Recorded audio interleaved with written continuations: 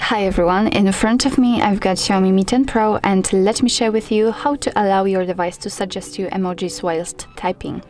So first of all, let's enter the settings, and here we have to scroll down to the very bottom and find additional settings. Now we have to tap on languages and input, where we can find the keyboard, the input methods. Here we've got the current keyboard, we can check which one we've got. So let's remember that I'm using the Gboard and tap on Manage Keyboards. And now we have to enter the keyboard which we've got currently set. And here all we have to do is to simply find proper option. And in my case, it is here. We've got the emojis, stickers and GIFs. So let's tap.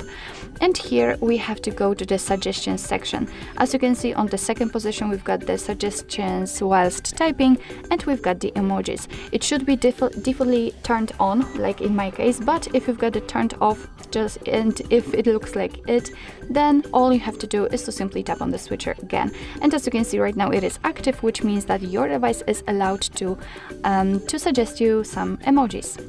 So actually this is it. This is how to enable emoji suggestions in your Xiaomi Mi 10 Pro. Thank you so much for watching. I hope that this video was helpful, and if it was, please hit the subscribe button and leave the thumbs up.